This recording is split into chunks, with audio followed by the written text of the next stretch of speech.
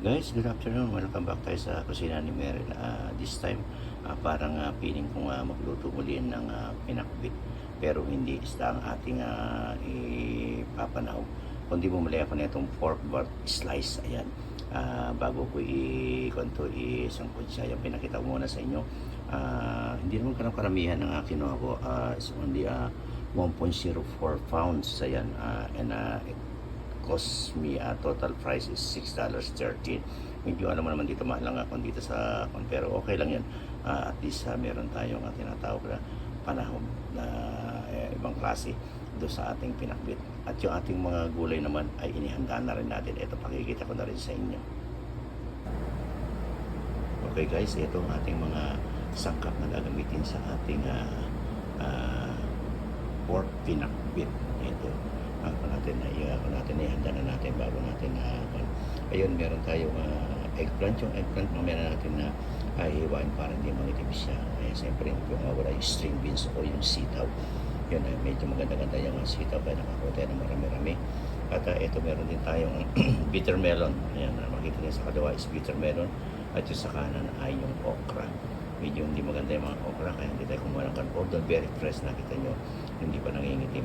Kaya lang ang problema medyo magugulang na rin. So namili lang tayo yung medyo in between lang kung pwede ba na magamit natin.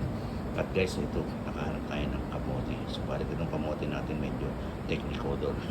Hindi ko alam kung paano mo mamili ng kamote na puti. So ayan, nakita natin yung kamote na ibang kulay. Ano ba yung kulay? Orange ata. Meron din tayong sibuyas kasi ginayat natin yung panggigisa natin. The rest ayun na ilalagay natin sa ibabaw. Yan ang style natin sa pagluluto ng pinakbit. Once na maluto ng mga gulay, nilalagay natin ng sibuyas sa ibabaw. Yan, nagdadagdag sarap yan sa pagluluto ng pinakbit. So guys, ayan, kung gusto nyo, you can modify your pinakbit at pwede nyo rin nalagyan ng gano'n. Siyempre, hindi na mawawala itong ating raw tomato na sa gagawin natin sa panggisa at yung Serrano chili natin. Ayun guys, nilagyan natin ng sili rin para larong masarap may kangat yung ating niluto. So guys, kompleto na tayo. All we have to do right now is ilalagan natin ng konti yung ating fork na slice para mamaya bago natin isangkot siya yung pinaglagaan yun siguro gagamitin natin pinakasabaw. Pero siyempre hindi naman natin na pakakadamihan ng kung dahil mawawala ang lasa. So guys, ayan, nakita niyo na nilanda natin ang ating mga gamit para madali ang ating pagluluto. Kaya nagiging instant na pagluluto natin kasi prepared na ang kanyang mga ingredients o mga sangkap. So guys, okay, alis at umpisa na rin natin yung pagluto maya-maya. Okay? Thank you guys for staying and thank you for watching. Okay guys, start na natin ang pagluluto. Yun, inilagan natin ng konti yung ating fork na chop na pananahon natin. So ang gagawin natin, pagkas natin lagay, sasangkot siya natin. Hinanda na natin yung ating mga gamit. Sa pagsasangkot siya, yun, meron tayong sibuyas, hindi ko na nilagyan ng bawang. Okay lang naman kasi pinakbit naman ito. Although minsan nilagyan natin. But this time, I just skip yung garlic. So ito, meron tayong kamatis na pagsasangkot siya natin kasi gagawin natin ay ginisang pinakbit ng gagawin natin guys. Is not all the ways yung nga yung pagluluto ng pinakbit na sinasangkot kinuha sa anchovy o sa pabong. Ito dinisa sa patis gagawin natin guys. So ayan, saglit lang guys at kuminit na yung pinalagay natin mantika sa kawali. So umpisa na natin isangkot siya guys. Ayan na yung ating panahon na pork slice. Grabe guys, yan $6 naman ito $6. Napakakunti lang pala na tagalin ko sa plastic na ito na dito. Okay lang ba? It's okay lang guys. Camping meron tayong potential craving. Gusto natin itanong ating mananin yung craving natin. Ayan, kaya mukha tayo ng panahon natin. Kung nakita ko ng ganyan pagkunti, sana pinili ko na lang yung hipon. Pero mas masarap pa sana. So okay guys, dahil talagang craving natin. So tutuloy natin pag luluto guys. Susunod natin yung yung tinatawag pala yung sibuyas din yung kamatis. Ayun guys, sibuyas at yung kamatis. Ang gawin natin sa kamatis guys ay kumamas natin. So medyo iluluto natin ng konti para maimas siya. At saka natin ituloy ang pagluluto ng ating instant pork pinakit. So guys, nalagyan na rin natin yung ating pinakakamote. Ang gagawin natin ngayon guys ay tatakpan natin para maluto yung kamote. Dito sa natin yung mga ipapangpangpan. Most likely tapos na yung sitaw, yung okra, tapos yung ampalaya. Yan halos lagi po na. Okay, guys, ito lang.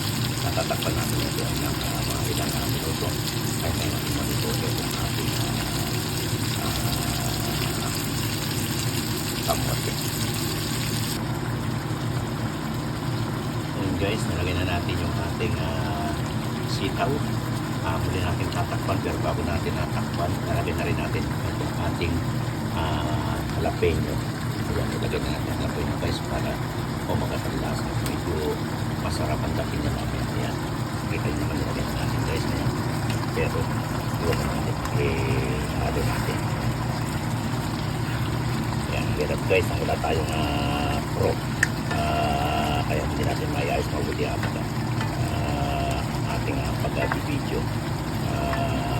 Amateur lang meron tayo guys. Wala tayong pro. Joke niya. Okay. Kasi guys, yan. Gagawin natin ngayon. Tatakpan natin for another 1 minute para ay maluto ko ito na ating another kulay na nilagay dito. Then, saka natin ilalagay naman yung okra. Okay. Guys, ayan, nilagay na natin yung ating okra at saka yung ating tinatawag ng palaya. Muli natin tatakpan natin ang ating niluluto. At pagkatapos namin lalagyan na natin yung pinakakay na natin guys yung ating eggplant o italong at yung sibuyas na ibabaw niya. Pero ang kadali guys, siyempre bubuha ka dyan. Pero bago natin gawin yung tinikpan din natin kung tama na yung lasa. Siyempre para maayos naman, masarap magluto, masarap yung kumain kung ang lasa ay tama. Yung katamtaman sa amin, ang lasa hindi masyadong alam at hindi na masyadong matamang. Tama-tama namin, suwabing-suwabe. At yan ang kapangako natin guys. Kaya I'm just inviting you on here to join me dito sa aking dinner. Medyo maganda na kayo dahil napakasarap ng aking dinner. Ito ang aking instant pork pinakit.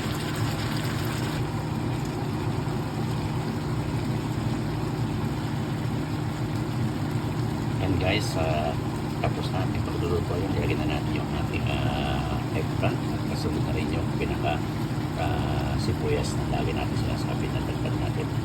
Gagawin natin ay tatakpan na lang natin ito at i-off na natin yung kanan. Yung init na niya ang magpaluluto ito yung mga natin ng kulay. So guys, thank you for watching and God bless.